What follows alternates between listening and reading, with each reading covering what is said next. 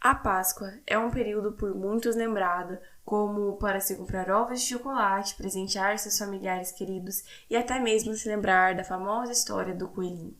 Porém, eu preciso te dizer que há algo muito além e muito maior do que tudo isso, e que o sentido da Páscoa não poderia ser resumido apenas em ovos de chocolate e coelhinhos.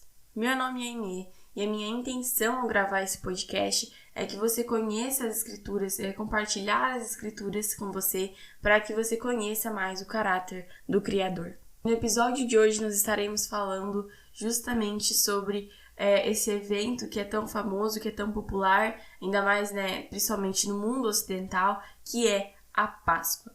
E para começar, eu gostaria de dizer que a Páscoa, ela nos remete à ressurreição de Cristo. E isso muda tudo.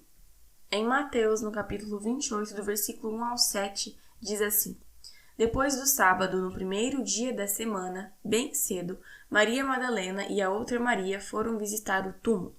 De repente, houve um grande terremoto, pois um anjo do Senhor desceu do céu, rolou a pedra da entrada e sentou-se sobre ela. Seu rosto brilhava como um relâmpago e suas roupas eram brancas como a neve. Quando os guardas viram o anjo, tremeram de medo e caíram desmaiados como mortos. Então, o anjo falou com as mulheres. Não tenham medo, disse ele. Sei que vocês procuram Jesus, que foi crucificado. Ele não está aqui. Ressuscitou, como tinha dito que aconteceria. Venham, vejam onde seu corpo estava. Agora vão depressa e contem aos discípulos que ele ressuscitou e que vai adiante de vocês para a Galileia. Lá vocês o verão. Lembrem-se do que eu lhes disse.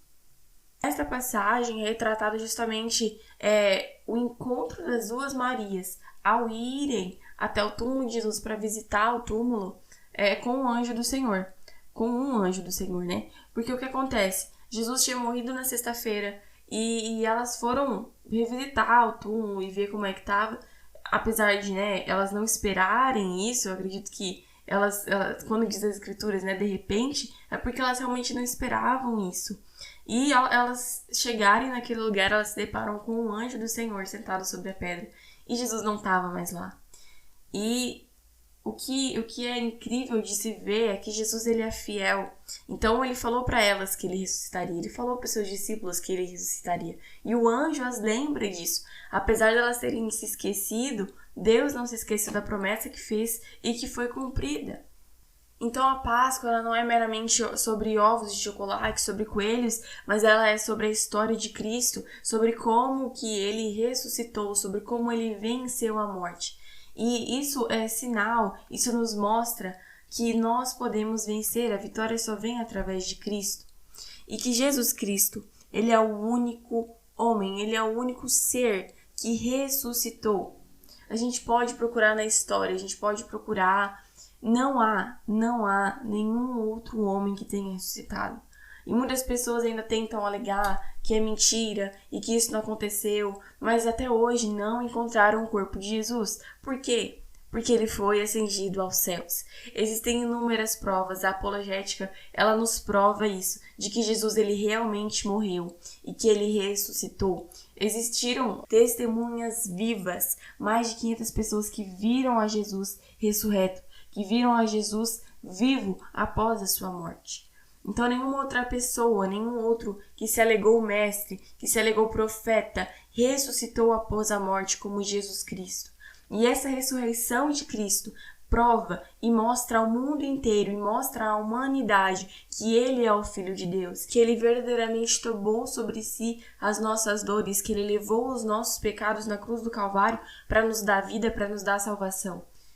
E ele provou que ele é a porta, que ele é a vida, que ele é a verdade, através da sua ressurreição. Então, apesar de muitos homens terem se alegado, se terem dito, eu sou Messias, eu preciso te dizer que o único Messias é Jesus Cristo. Não há nenhum outro além dele. E não estou desmerecendo a sua religião, não estou desmerecendo a sua crença. Eu estou dizendo um fato de que nenhum outro homem ressuscitou como Cristo Jesus. Nem Maomé, nem Allan Kardec, nem Buda, nenhum. E isso prova, isso nos dá a certeza que nós precisávamos para confiar nele, para entregar a nossa vida a ele, sabendo que ele é Senhor sobre todas as coisas e que ele reina sobre tudo que existe, sendo ele o Filho do Criador da humanidade. E se nós olharmos para o período anterior à vinda de Cristo, no Antigo Testamento, a gente vai ver que a Páscoa, desde lá, já foi instituída por Deus para lembrar o período em que Deus havia libertado os israelitas da escravidão no Egito. E da mesma maneira, nós precisamos nos lembrar, apesar de estarmos no mundo contemporâneo, Deus continua sendo o mesmo, e Ele nos libertou agora através de Cristo, nos libertou da escravidão do pecado. Nós não precisamos mais ser escravos de nós mesmos, do pecado que tanto nos afligia, porque Ele nos oferece uma saída, Ele nos oferece a salvação. É Ele que nos salvará da condenação, é Ele que nos justifica e nos livra do inferno.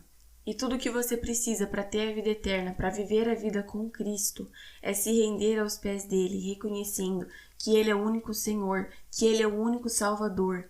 É crer nele, é confiar no sacrifício dele, na morte, na ressurreição dele.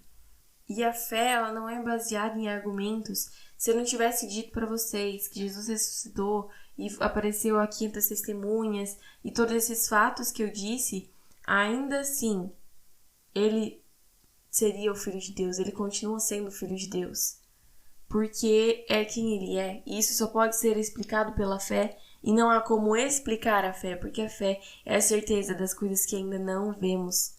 O meu desejo para você nessa Páscoa é que você se lembre de que Jesus morreu para te dar vida. E que você não apenas se lembre disso, mas que você creia e passe a viver com Ele essa vida, que somente pode ser completa, somente pode ter significado, pode ter real propósito nele, através de Cristo. Uma boa Páscoa para você e sua família e até o próximo episódio.